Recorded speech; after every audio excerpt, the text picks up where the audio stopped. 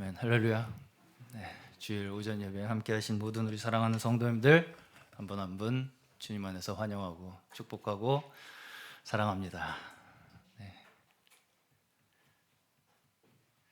우리 한 번 더 옆에 좌우에 있는 분들하고 인사하시죠. 사랑합니다. 네. 여기 왜 오셨습니까? 사랑하러 오셨죠? 네. 사랑하러 오셨죠? 네. 하나님께서 맺어주신 사랑 가운데 하나님의 영광이 저희 가운데 가득 피어나는 열매 맺는 귀한 저희 하나님의 백성들, 자녀들 되시기를 주의 이름으로 축원합니다. 오늘 주일 예배 가운데에서도 어디에서 함께 예배에 참여하시든지 하나님께서 주시는 풍성한 은혜와 또 축복이 우리의 마음속에 주시는 가득한 생명의 열매가 풍성히 맺혀지는 귀한 시간 되시기를 축원합니다. 네. 오늘 함께 나눌 말씀은 제목이 지금 보고 듣고 있으니 복이 있다. 함께 한번 같이 읽어보겠습니다. 지금 보고 듣고 있으니 복이 있다. 아멘. 네. 사실 오늘 설교 제가 이 말씀 준비를 하는 데 있어서도 당초 원래 계획했던 말씀으로 준비를 못했습니다. 준비를 하다 보니까 또 하나님께서 주신 말씀이 계속 있어가지고 제 계획대로 잘 안 되는 것 같습니다. 자, 지난주에 저희는 말씀의 주요 이 소재가 땅이었어요. 땅 기억나시죠? 네. 땅에 대해서 말씀을 나누면서 우리가 아담과 하와가 범죄하여 죽어야 할 운명에 처하게 된 그 상황 속에서 하나님께서는 땅을 통해서 우리가 처하게 된 그 현실을 깨닫게 하시고 있다. 네. 기억나시나요? 네. 그것을 함께 나눴었습니다.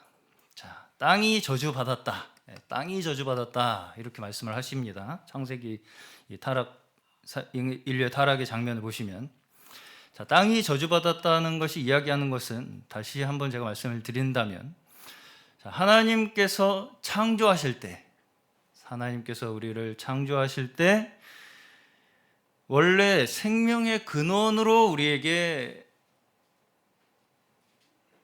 존재하던 땅, 그렇죠. 우리가 다 땅에서 나왔다 이렇게 말씀을 하시잖아요. 네.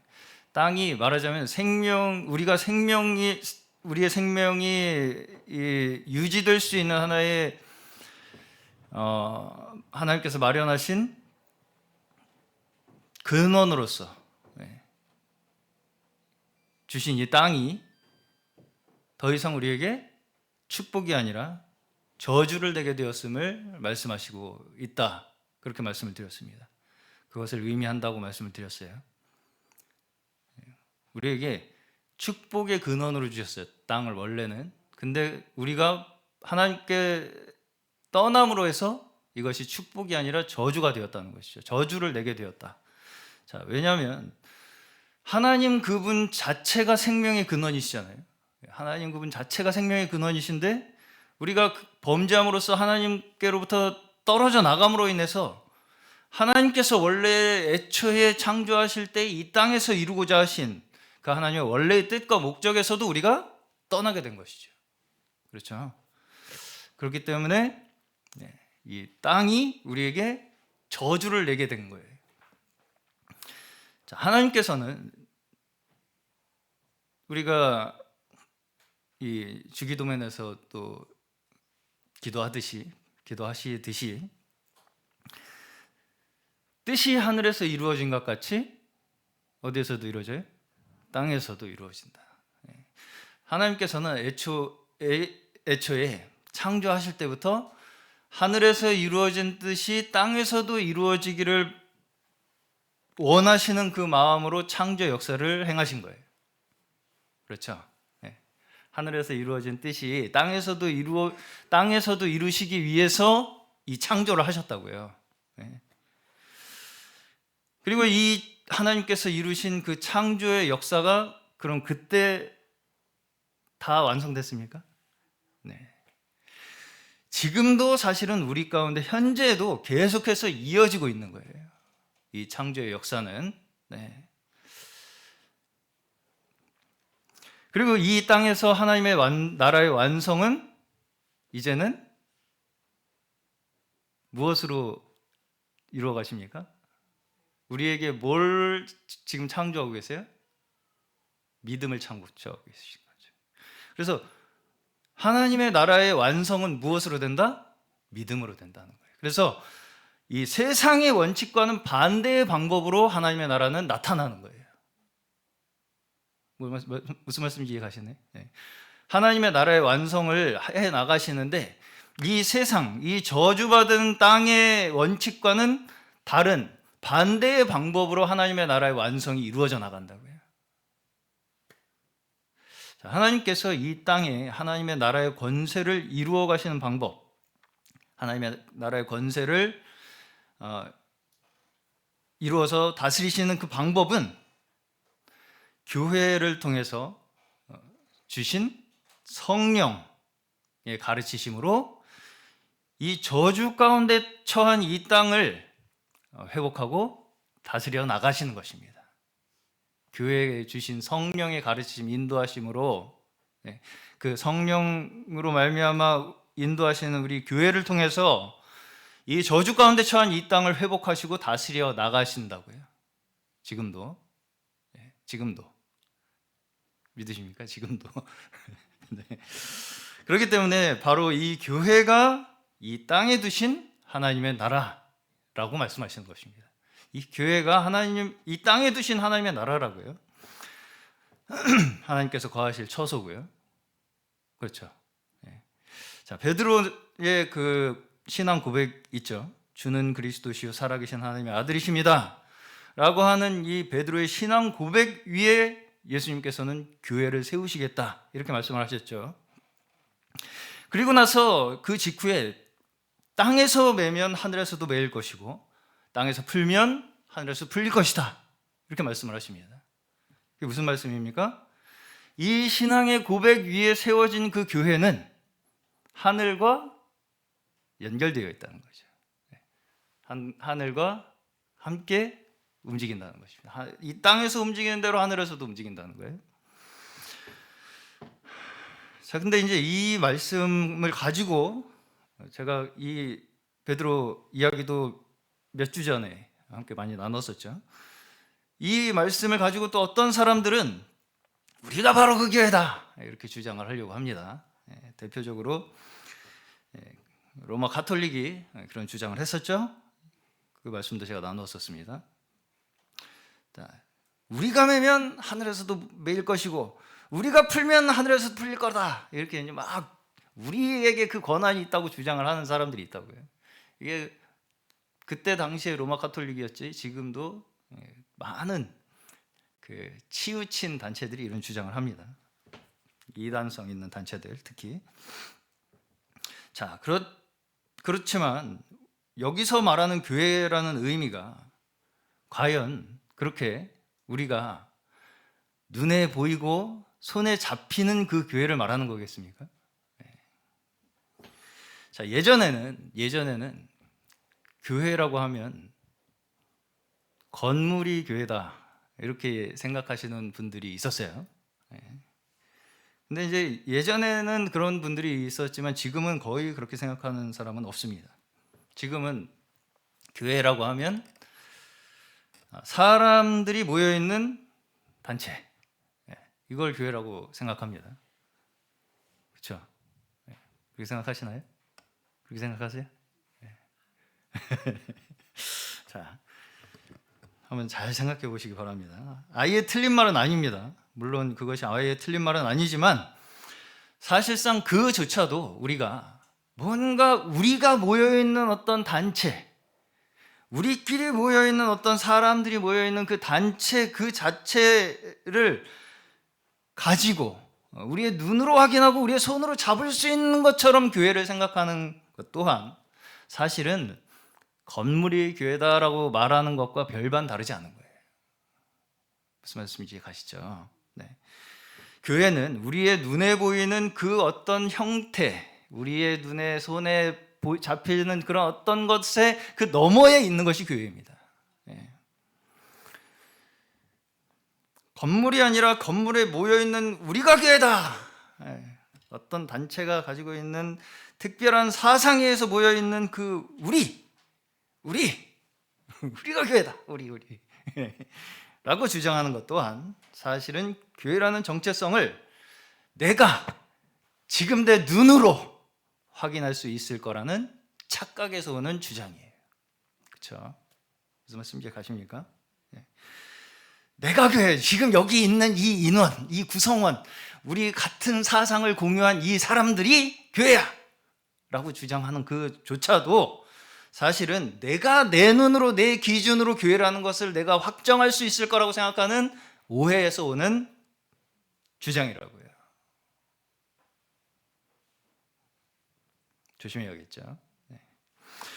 교회가 하나님의 나라라고 한다면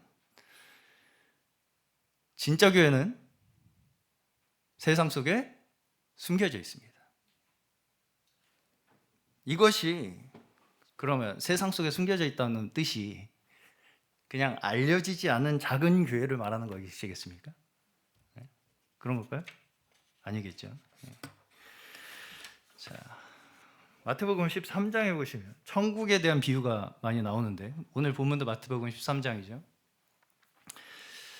천국은 마치 밭에 감추인 보화와 같다. 또 밭에 심은 겨자씨와 같다. 또 가루 서말 속에 넣어져 부풀게 한 누룩과 같다. 라는 천국의 비유가 나옵니다.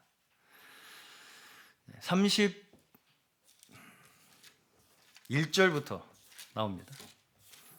13장 읽어볼까요? 31절 제가 읽어보겠습니다. 예수께서 또 다른 비유를 들어서 그들에게 말씀하셨다. 하늘나라는 겨자씨와 같다. 어떤 사람이 그것을 가져다가 자기 밭에 심었다. 겨자씨는 어떤 씨보다 더 작은 것이지만 자라면 어떤 풀보다 더 커져서 나무가 된다. 그리하여 공중의 새들이 와서 그 가지에 깃들인다. 다 아시는 말씀이죠. 예수께서 또 다른 비유를 그들에게 말씀하셨다. 하늘나라는 누룩과 같다. 하늘나라가 누룩과 같대요. 어떤 여자가 그것을 가져다가 가루 서말 속에 살짝 섞어 넣으니 마침내 온통 부풀어 올랐다. 사실 4절 보시면 하늘나라는 밭에 숨겨놓은 보물과 같다. 어떤 사람이 그것을 발견하면 제자리에 숨겨두고 기뻐하며 집에 돌아가서는 가진 것을 다 팔아서 그 밭을 산다. 이런 천국에 대한 비유가 있습니다. 자, 보화와 같이 감추어져 있다는 것이죠. 이 세상 속에 천국은 보화와 같이 감추어져 있다고요. 그리고 겨자씨, 누룩 이것이 뭘 의미하는 것이냐면 보잘것없어 보인다는 거예요. 보잘것없이 어떻게 보면 사람들이 눈에 띄지 않고 중요하게 여겨지지 않는 것처럼 보이는 그러한 것들 속에 천국이 있고, 그렇죠? 그럼에도 불구하고 그 천국이 어떻게 한다고요? 겨자씨가 큰 나무가 되고 누룩이 부풀게 한다는 거죠. 그 우리가 눈에 보이지 않는 그러한 것들이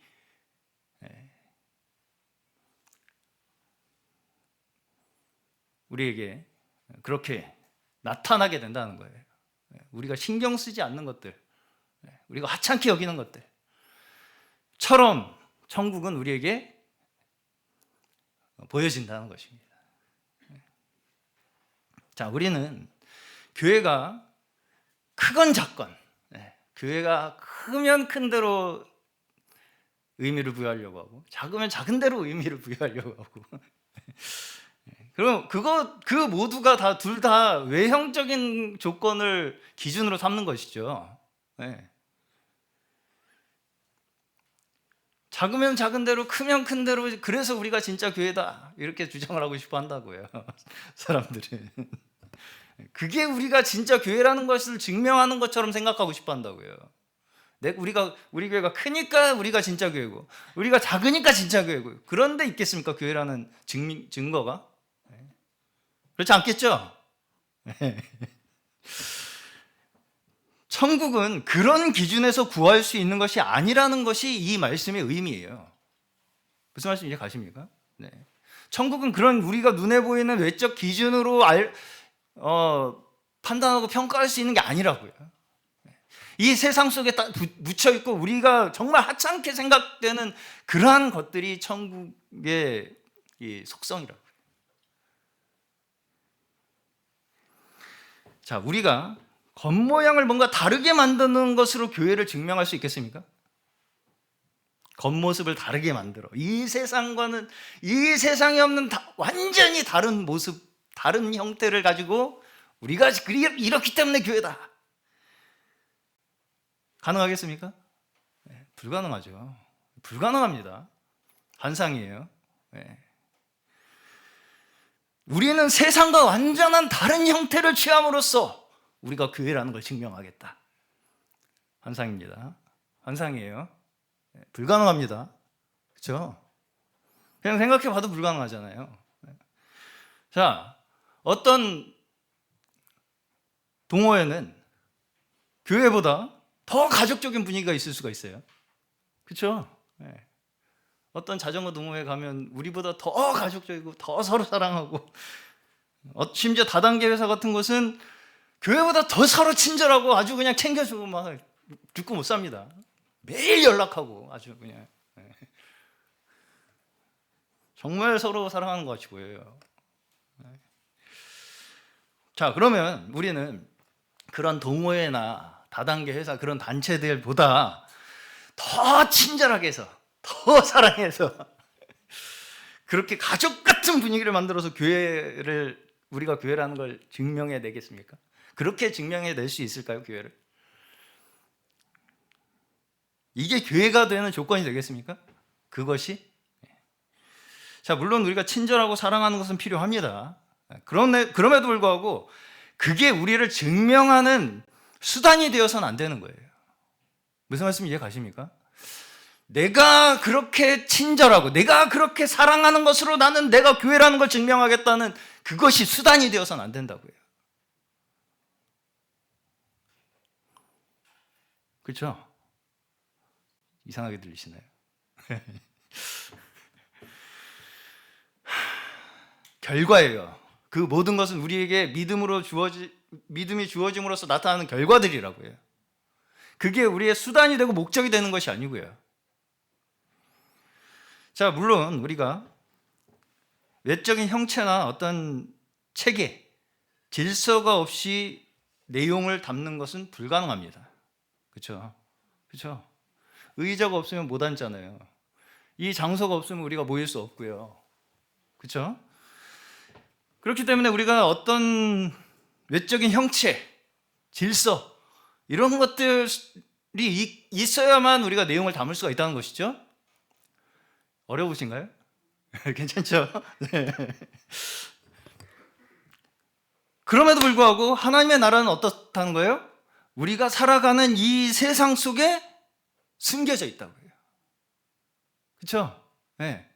우리가 이렇게 사실은 별반 다르지 않아요. 세상 사람들이 가지고 있는 형태하고 우리만 특별하다 그게 없어요. 사실 우리의 형태 자체가 그 속에 우리가 뭘 담고 있느냐의 문제라고요. 네. 그 모양에 있어서 어떤 우리가 세상을 초월한 우리만의 특별한 모양을 가지는 것이 우리의 목적이 아니에요. 그거 불가능합니다. 불가능해요. 그런 걸로 우리 스스로를 증명하려고 하지 마세요. 그런 것으로 스스로를 증명하는 것은 불가능합니다. 그럴 거면 예수님이 성육신을 입고 오시지 않았겠죠. 그렇죠?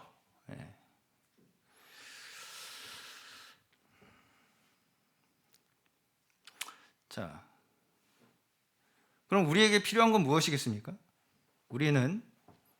우리가 속한 이 세상 속에 숨어 있는 천국의 보물을 찾아 발견하고 기뻐하며 그것을 귀히 여기는 믿음이 필요한 것입니다. 그 믿음이 필요한 거예요. 우리에게 요구하시는 것은 딱 하나인데 그 천국의 귀함을 볼 수 있는 믿음의 눈이.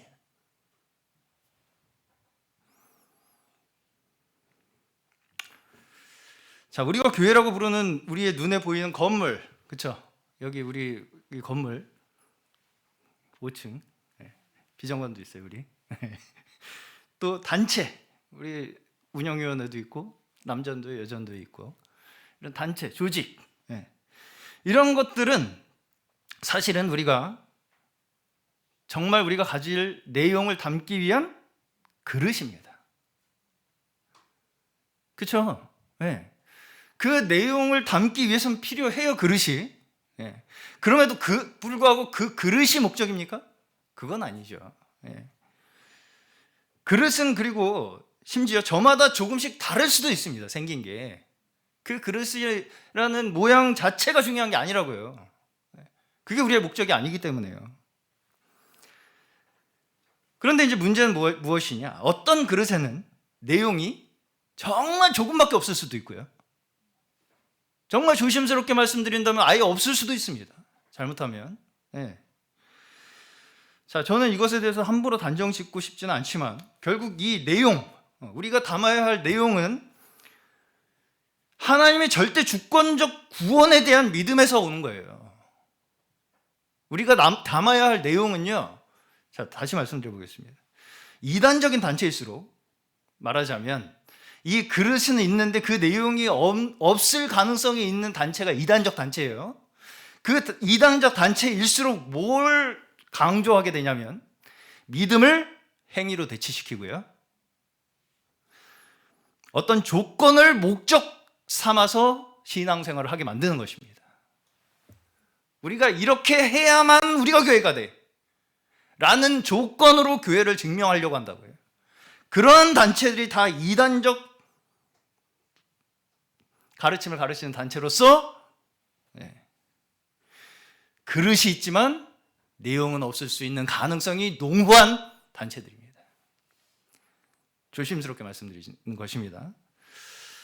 그리고 이건 사실상 겉으로만 복음의 탈을 쓰고 있을 뿐이지, 그렇죠? 겉으로만 모양만 경건하게 보일 뿐이지 우상 숭배를 하고 있는 것입니다. 그렇기 때문에 그런 미혹된 가르침의 바탕에서는 하나님의 은혜의 복음에 대한 믿음이 자랄 수 있는 토양이 있기가 어려운 거예요. 그렇게 미혹된 가르침의 바탕에서는 하나님의 은혜에 대한 그 복음의 믿음이 내 마음속에 자랄 수가 없다고요. 자, 물론 그 가운데서도 하나님께서는 좋은 땅에 뿌려진 씨가 열매를 맺듯이 하나님의 은혜를 깨닫고 믿음의 열매를 맺는 사람들이 있을 것입니다. 있을 거예요. 자, 그럼에도 불구하고 그러면 이제 이걸 뒤집어 한번 얘기해 보겠습니다. 이걸 뒤집어 얘기한다면 우리가 아무리 올바른 은혜의 복음을 가르친다고 해도, 전파한다고 해도 그 가운데 있다는 것만으로 보장받을 수 있겠습니까? 그렇지 못하다는 거예요. 자, 우리가 말씀을 전파해야 하는 목적은, 우리가 말씀을 전파하는 하나님의 올바른 말씀으로 우리가 복음을 전파해야 하는 목적은 그렇게 해서 내가 우리의 완벽한 단체를 이루는 것이 우리의 목적이 되어서는 안 돼요. 무슨 말인지 이해 가시나요? 자, 그게 가능하겠습니까, 우리가? 아니, 자, 죄송한 말씀이지만 서로를 보시면 우리끼리 완벽한 단체를 만들 수 있겠습니까? 우리만 보더라도 완벽과는 조금 거리가 있어 보이죠, 아직은. 완벽한 단체를 만들어가지고 내가 증명해야 되겠다. 완전한 아주 그냥 순수한 복음을 가지고 우리는 완벽한 단체를 만들 거야. 그게 목적이 아니라는 것입니다. 우리의 목적은 한 영혼이라도 하나님의 구원의 은혜를 깨닫고 그 마음이 하나님께 향하도록 하기 위한 것에 있는 거예요. 우리가 말씀을 전하는 목적은 완벽한 단체를 우리가 이루기 위한 것이 아니라 한 영혼이라도 하나님의 은혜의 구원을 깨닫고 하나님 앞에 돌아가게 하기 위한 것이 우리의 목적이 되어야 된다고요. 우리 모두의 목적이 되어야 돼요. 그게 우리가 모여서 함께 이러한 복음을 위한 일을 하는 그 모든 하나의 초점이 여기를 향하고 있어야 한다는 것입니다. 그렇죠? 네. 단체를 이루려고 하면 할수록 이단성에 빠지게 되는 거예요. 네.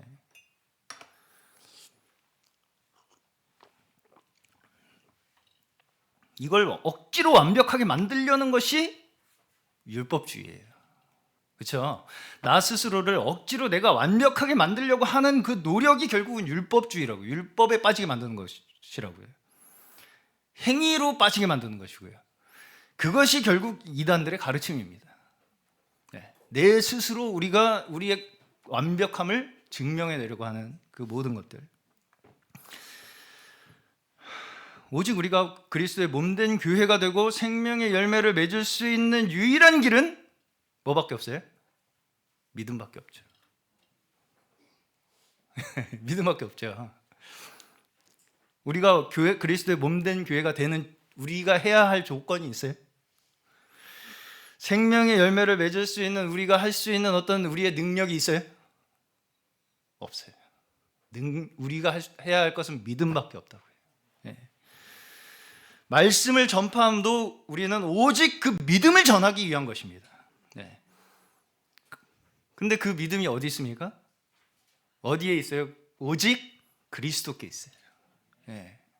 그 믿음이 오직 그리스도께만 있어요. 좋은 설교를 해가지고 완벽한 단체를 이룰 수 있을 것이라고 하는 그 생각은 우리의 믿음을 하나님께로부터 멀어지게 만들어요. 좋은 설교를 해서 완벽한 단체를 우리가 만들 수 있을 거라고 하는 그 기대는 오히려 우리의 믿음을 멀어지게 만든다고요. 왜냐하면 그건 결국 우리의 믿음의 목적을 눈에 보이는 결과에 두게 하게 만들기 때문입니다. 우리의 믿음의 목적을 자꾸 우리가 눈에 보이는 어떤 결과를 우리가 목적 삼게 만들기 때문이라고요. 그렇죠? 믿음의 결과는 믿음의 증거입니다. 믿음의 결과는 믿음의 증거예요. 그것이 결과가 목적이 되어서는 안 돼요. 결과가 목적이 되면 결과가 목적이 돼. 내가 이걸 이루는 것이 내 목적이 돼. 그것을 우리가 율법적 행위라고 말하는 거예요. 스스로 힘으로 구원을 이루려고 하는 종교적 방법으로 가게 되는 것입니다.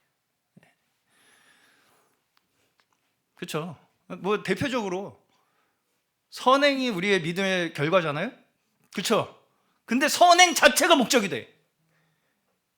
율법입니까? 은혜입니까? 율법이에요. 선행 자체가 내 목적이 된다고요. 그것은 우리가 믿음을 얻음으로 해서 나타나는 결과라고요. 그걸 우리가 목적 삼고 자꾸 내가 그렇게 되겠다고 하는 것으로 자꾸 우리를 몰아가면 갈수록 율법적 행위가 되고요. 종교적 방법이 되는 것입니다. 그런 식의 종교 생활하는 사람은 수두룩 뻑짝지근해요. 이 세상에. 마태복음 13장에서는 씨 뿌리는 자의 비유가 나옵니다. 여기에 4가지 땅이 나와요. 4가지 땅. 아시나요? 길가, 돌짝밭, 가시덤불, 그리고 좋은 땅. 이렇게 4가지 땅이 나옵니다. 이 사람의 마음의 땅을 비유하죠. 그렇죠? 다 아시죠? 읽어드려야 되네. 3절부터 나옵니다. 13장. 오늘 본문 앞에예요. 예수께서 그들에게 비유로 여러 가지 일을 말씀하셨다. 그는 이렇게 말씀하셨다. 보아라, 씨를 뿌리는 사람이 씨를 뿌리러 나갔다. 그가 씨를 뿌리는데 더러는 길가에 떨어지니 새들이 와서 그것을 쪼아 먹었다. 또 더러는 흙이 많지 않은 돌짝밭에 떨어지니 흙이 깊지 않아서 싹은 것 났지만 해가 뜨자 타버리고 뿌리가 없어서 말라버렸다. 또 더러는 가시덤불에 떨어지니 가시덤불이 자라서 그 기운을 막았다. 그러나 더러는 좋은 땅에 떨어져서 열매를 맺었는데 어떤 것은 100배가 되고 어떤 것은 60배가 되고 어떤 것은 30배가 되었다. 귀 있는 사람은 들어라. 네 가지 땅의 비유가 나오죠. 자, 그러면 이제 이 비유는 사실은 우리가 굉장히 많이 들어보셨을 것입니다. 근데 이제 이 이야기를 들으면 우리가 먼저 생각나는 게 있어요. 뭐가 생각나겠습니까? 나는 넷 중에 뭔가. 그거예요. 우리는 딱 생각나는 게 나는 그럼 넷 중에 뭘까? 나는 지금 길가일까, 돌짝밭일까, 가시덤불일까, 아니면 좋은 밭일까? 이거에 이제 꽂힙니다. 딱 꽂혀요. 거기에 내가 그래서 그러면 이제 그 결과로 어떻게 되고 싶은 거예요? 결국은 좋은 밭이 되고 싶은 거죠. 그럼 결국은 어떻게 하면 내가 좋은 밭이 될 수 있을까에 꽂혀요. 그 모든 초점이 어떻게 하면 내가 좋은 밭이 될 수 있을까? 그런데 이 비유를 설명하시면서 이 다음에 이제 오늘 본문입니다. 이사야의 예언을 인용하시는데 듣기는 들어도 깨닫지 못할 것이고 보기는 보아도 알아보지 못할 것이고 백성의 마음이 무디어지고 귀가 먹고 눈이 감겨 있다. 이렇게 말씀을 합니다. 그리고 심지어 그들에게 눈으로 보지 못하게 하고 귀로 듣지 못하게 하고 마음으로 깨닫지 못하게 하고 돌아서지 못하게 해서 그들을 고쳐주지 않을 것이다. 이렇게 말씀을 하죠. 아니, 그럼 뭐하러 말씀합니까? 귀를 막고 눈을 가리고 못 알아듣게 하실 거면 왜 말씀을 하시는 거예요? 이 인과관계가 이해가 가십니까? 말씀을 하는데 못 알아듣게 하시겠다는 거예요. 눈과 귀와 마음을 닫아놓고는 말씀을 하시겠다는 것입니다. 자, 여기서 우리가 어렴풋이 겹쳐 보이는 게 무엇이냐면 뭘까요? 창세기의 장면이에요. 창세기에서 땅에 내려진 저주가 어렴풋이 겹쳐 보입니다. 그렇죠? 돌짝밭과 가시덤불과 이 길가에 떨어진 이 씨앗은 열매를 맺지 못하는 거예요. 엉겅퀴와 가시덤불만 내는 거예요. 그렇죠? 그리고 마치 생명나무를 하나님께서 어떻게 하셨어요? 화염검과 천사로 그룹들로 막으시죠. 못 가게. 그런 장면이 이렇게 겹쳐 보입니다. 그렇죠? 이게 자기 스스로의 힘을 의지함으로써 결국 하나님을 떠나게 된 우리 인류가 처해진 운명이라고요. 이거의 운명이라고요. 우리는 스스로 열매를 맺을 수 없는 자들이에요. 맞습니까? 이 저주는 사실 우리의 마음밭에 내려진 저주예요. 결국은 그렇죠? 이 땅에 내려진 저주는 결국 우리 마음밭에 내려진 저주라고요.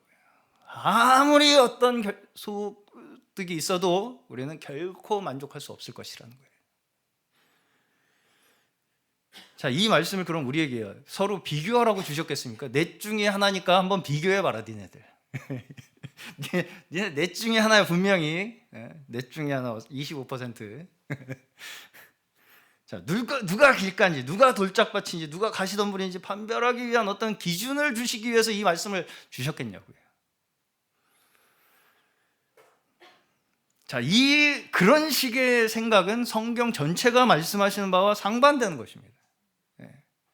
서로 비교하라고. 너는 돌밭, 너는 가시덤불, 너는 길가, 나는 좋은 땅. 이게 성경의 가르침입니까? 아니죠. 16절을 보시면 그러나 너희의 눈은 지금 보고 있으니 복이 있으며 너희에게는 지금 듣고 있으니 복이 있다. 이렇게 말씀하세요. 결국 여기서도 우리에게 말씀하신 바가 무엇이겠습니까? 우리 보고 어떻게 하라는 이야기라기보다는 결과에 대한 설명을 하고 계신 거예요. 이해 가십니까? 네. 나보고 지금 좋은 땅이 되라고 말씀하신다기보다는 네가 지금 좋은 땅이라면 너가 지금 듣고 보고 있는 것이라는 거예요. 이 말씀을 이제 많은 목사님들께서 설교하시면서 성도들을 혼내는 구절로 인용을 해요. 그래가지고 지금 딴 생각하는 길까? 정신 차려! 진지하게 듣지 않는 돌박! 그리고 세상에 빠진 가시덤불! 지금 정신 안 차릴 거야! 이러면서. 자, 물론 정신은 차려야 되겠지만 그런다고 정신 차리겠습니까? 스스로 깨달을 수 있겠습니까? 가시덤불이? 난 가시덤불인가 봐. 나는 돌밭인가 봐. 이게 진짜 돌밭이 그걸 알겠냐고 스스로. 여기서 예수님께서는 오히려 정신을 못 차리게 하시겠다는 것처럼 말씀을 하세요. 그렇잖아요. 귀를 막고 들어도 깨닫지 못하고 보아도 보지 못하게 만드시겠다고 하시잖아요. 자, 그럼 이게 예수님께서 이 지금 정신 못 차리는 사람들한테 아주 극약 처방으로 니들 지금 말 안 들을 거면 나가 그냥 이런 걸 투로 말씀하셨겠습니까? 자, 여기에서 이 비유, 네 가지 밭의 비유의 핵심은 18절에 나옵니다. 18절.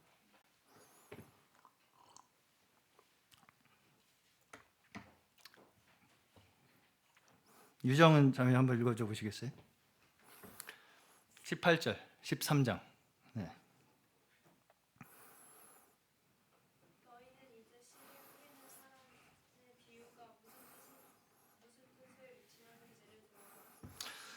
네, 됐어요.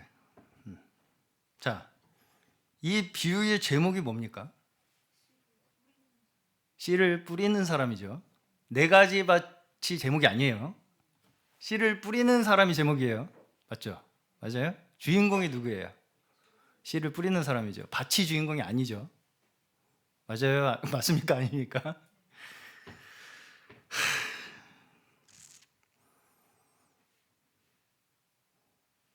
근데 우리가 왜 이 비유가 이렇게 아리송하게 느껴지냐면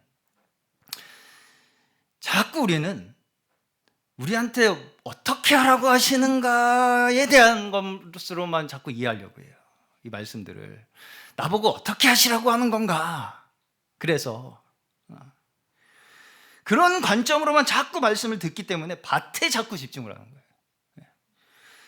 자, 근데 사실 밭은 여기서 보시면 밭이 뭔가 할 수 있는 게 있습니까? 밭이 있어요. 밭이 뭔가 할 수 있어요. 그냥 씨가 뿌려질 뿐이에요. 밭은 씨가 그냥 뿌려질 뿐이라고요. 밭이 스스로 내가 좋은 땅이 되겠다고 한 어떤 그런 뉘앙스가 없다고요. 여기에. 사실상 우리 모두가 아무리 우리가 스스로 우리의 마음을 경작해도 가시덤불 엉겅퀴를 내는 다 나쁜 땅이었어요. 맞습니까? 아닙니까? 하나님을 떠남으로써 우리는 아무리 우리의 마음을 우리 스스로 경작을 해도 가시덤불 엉겅퀴만 내는 땅이었다고요. 우리는 들어도 깨닫지 못하고 보아도 알지 못하던 자들이었습니다. 우리의 힘으로는 결코 우리의 힘으로 우리가 보고 우리의 힘으로 우리가 들어도 우리는 깨닫지 못하고 알 수 없는 자들이었다고요. 그러면서 우리는 마치 이 비유를 가지고 우리가 30배, 60배, 우리가 100배의 결실을 맺을 수 있는 것처럼 자꾸 생각을 한다고요. 그러나 우리의 힘과 노력은 뭐만 내요? 가시덤불 엉겅퀴만 된다고요. 그러면 우리가 어떻게 좋은 땅이 됩니까? 어떻게 좋은 땅이 되겠어요? 참으로 애석하게도 이 비유에서는 우리 스스로의 힘으로 우리가 좋은 땅이 될 수 있는 방법을 알려주지 않습니다. 우리 스스로 우리의 힘으로 나 스스로 내가 좋은 땅이 될 수 있는 방법을 알려주지 않아요. 그저 우리는 뭘 통해서만 알 수 있어요? 결과. 30배, 60배, 100배의 열매를 보고서야 알 수 있게 된다고요. 그 결과가 우리가 믿음 안에 복을 얻었다는 증거가 된다고요. 네. 그렇기 때문에 우리가 얻은 복은 무엇이라고요? 지금 보고 있는 것이 복이라고요. 지금 듣고 있는 것이 복이라고요. 복이라고 느껴지십니까? 지금 내가 보고 있고 내가 지금 듣고 있기 때문에 내가 지금 복을 얻은 거라고요. 근데 사람들은 자꾸 여기서 내 기준으로 뭐가 30배고 뭐가 60배고 뭐가 100배인지를 자꾸 가려내고 싶어 한다고요. 자, 이 열매를 우리의 눈으로 우리의 기준으로 확인할 수 있는 열매겠습니까? 한 사람이 100명이 되면은 내가 축복받았구나 그렇게 생각하면 되는 거예요? 당연히 아니겠죠. 이 말씀의 핵심은 우리가 할 수 없는 것을 하나님께서는 하신다는 데 있는 거예요. 우리는 결코 우리의 힘으로 열매를 맺을 수 없는 자들이라고요. 그 돌짝밭과 가십 덤불과 같은 그 땅에 하나님께서는 열매를 맺으신다고요. 우리의 힘으로는 할 수 없는 것을 하나님께서는 하신다고요. 네. 저주받은 이 땅에 천국의 열매를 맺게 하시기 위해서 예수께서 천국의 씨로 오셨다고요. 열매 맺는 것이 우리에게 있는 것이 아니고 하나님께서 보내신 예수를 통해 뿌려진 그 천국의 씨, 그렇죠?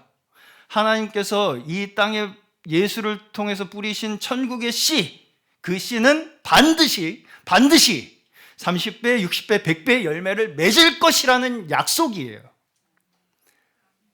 그걸 우리는 믿어야 된다고요. 자꾸 그 결과를 내가 확인해서 내가 지금 복받고 있는가를 증명하려고 하지 말고 그냥 예수께서 우리에게 뿌려진 그 씨는 30배, 60배, 100배의 열매를 맺을 것이라는 믿음을 우리가 가져야 한다는 것입니다.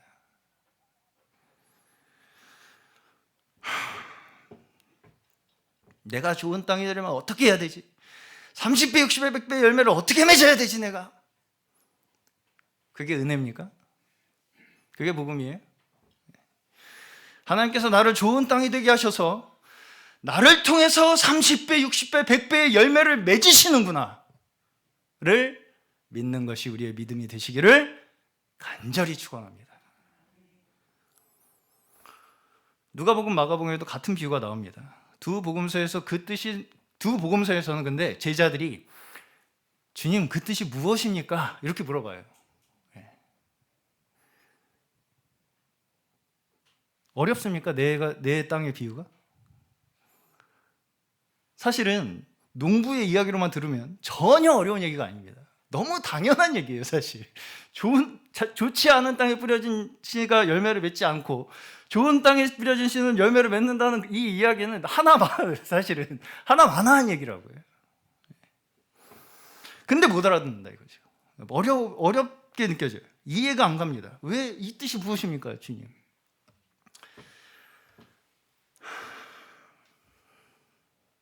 왜 이게 어렵게 들리겠습니까? 이러한 말씀을 들을 때 우리가 해야 할 거리를 자꾸 찾기 때문이에요. 어쩌라는 것입니까? 그래서 나보고. 그러니까 이해가 안 가는 거예요. 그런데 이 비유에서는 당연한 얘기밖에 없어요. 자연적인 얘기, 자연 현상밖에 안 나온다고요. 내가 어떻게 해야 할 것에 대한 방법이 제시되지 않습니다. 사실은 하나님께서 하시는 일이 바로 이와 같다는 것입니다. 자연의 법칙과 같다는 거예요. 하나님께서는 자연의 법칙에 매우 자신의 일을 많이 비유를 하십니다. 너무나 당연하고 자연스러운 일이 하나님께서 우리에게 행하신 일이라고요. 자, 다시 말해서 우리가 좋은 땅이라면 우리는 이미 보고 있고 듣고 있을 것이라는 말씀입니다. 그렇죠? 우리가 좋은 땅이라면 나는 이미 보고 있고 듣고 있을 것이라는 말씀이라고요. 그리고 우리에게 뿌려진 씨는 반드시 30배, 60배, 100배의 열매를 맺을 것이라는 말씀이에요.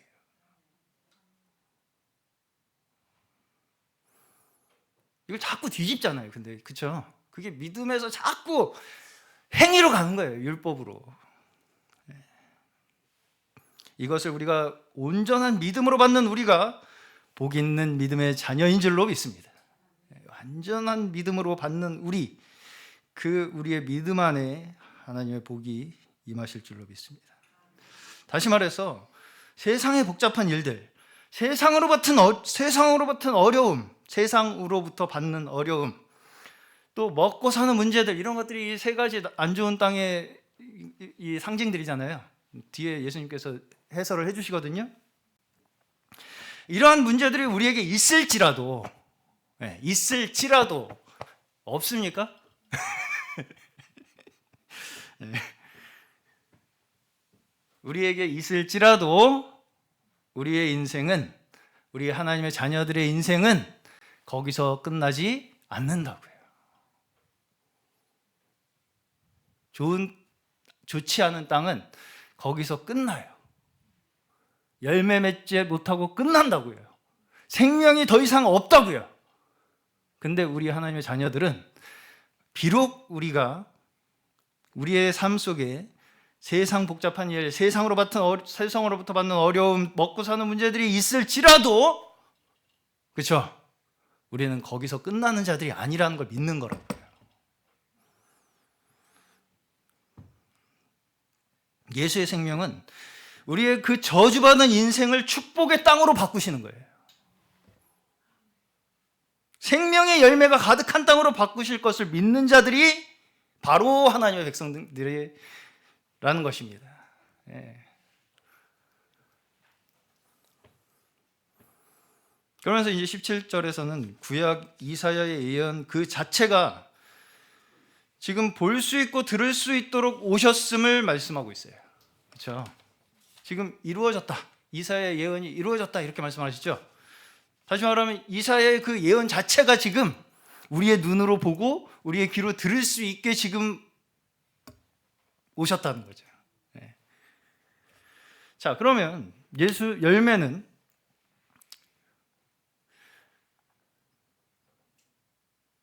어떻게 해서 맺혀지는 것입니까? 결국은 예수께서 성육신을 입고 오심으로 인해서 맺혀진다는 거예요. 열매는 한 알의 밀이 죽어서 많은 열매를 맺는 것 같이 우리에게 부여된 이 모든 생명들은 다 예수께서 이 땅에 성육신을 입고 오셨기 때문에 비로소 우리가 열매를 맺을 수 있게 된 것이라고요. 자, 그러면 고침을 받을까 두렵다는 말씀의 의미가 무엇이겠습니까? 하나님께서 고침을 받을까 두렵다. 우리가 스스로 본 것으로 내가 깨달았다고 생각하고 내가 들은 것으로 내가 스스로 알았다고 생각해서 고침을 받았다고 생각할까 봐 두렵다는 거예요. 스스로. 네. 오직 우리의 보고 들으면 어디에서부터 시작돼야 됩니까? 예수 그리스도로 말미암아 시작돼야 된다고요. 우리의 보고 들으면 예수께서 오심으로 인해서 완성된다고요. 믿음이 나의 지각에 의한 판단이 기준이 되는 것이 아니라고요. 믿음이 내가 듣고 보는 것을 통해서 내 기준에 의해서 결정되는 것이 아니고 예수께서 성육신이 되어서 오신 것이 오직 우리의 믿음의 근거가 되어야 한다는 것입니다. 이것이 지금 예수께서 우리에게 하시고자 하시는 말씀이에요. 예수께서 우리에게 가지라고 말씀하신 믿음이고요.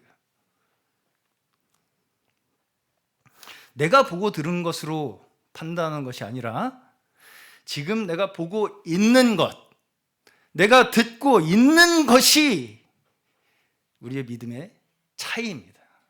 예. 내가 보고 들은 그것으로 판단하는 것이 아니라 지금 그냥 내가 계속 보고 있는 것이고 듣고 있는 것이 되어야 된다고요. 우리의 믿음은. 말씀을 정리하겠습니다. 자, 넓은 의미에서 교회가 사용하는 건물이 교회입니까 아닙니까? 상모를 돌리시네. 교회예요? 네. 자, 건물을 교회라고 부르는 것 또한 사실은 우리가 완전히 신학적으로 잘못됐다 그렇게 말할 수 있는 것이 아니에요. 왜냐하면 근본적으로 하나님께서는 우리를 이 땅에 두셨기 때문입니다. 우리는 땅과 뗄래야 뗄 수가 없어요. 자, 물론 건물을 교회 자체로 생각하는 것은 잘못된 일입니다만, 그렇다고 해서 그렇게 누군가 부르는 거를 너 그렇게 부르면 지옥 가! 정죄하고 막 쫓아다니면서 너 그러면 안 된다고 막 그렇게 정죄하고 다니는 그 사람은 오히려 정말 깨달아야 할 본질이 무엇인지를 모르는 사람일 수가 있어요.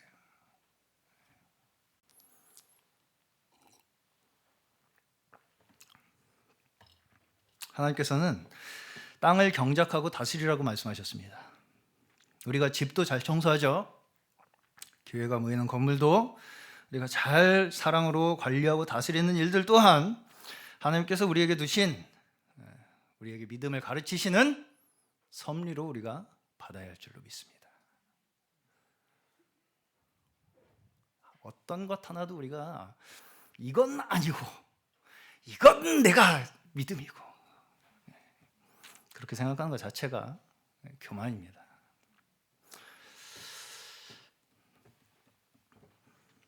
자, 그럼에도 불구하고 우리는 성경에서 말씀하시는 본래의 뜻을 우리가 더 깊이 깨달아서 믿음으로 한 걸음씩 걸어가는 자들입니다. 믿음의 발걸음을 한 걸음씩 걸어가는 자들이에요.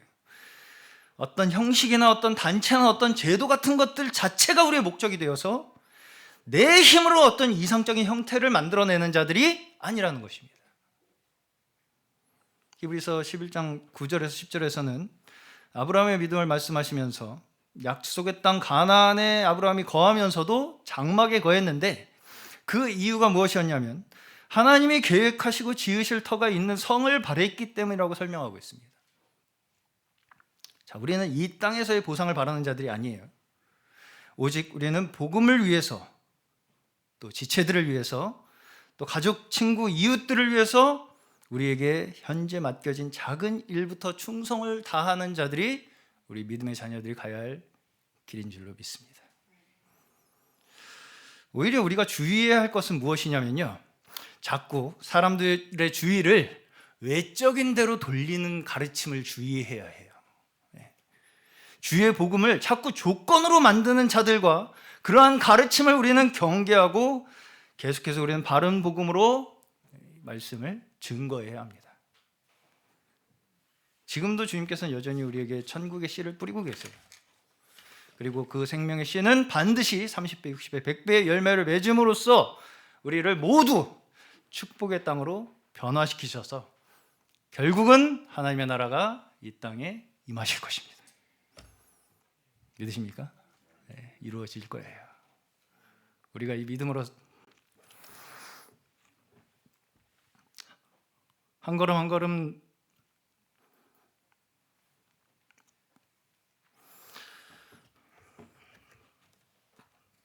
나아가는 발걸음 가운데 주님께서 힘과 능력과 위로 되어 주시기를 주의 이름으로 간절히 축원합니다.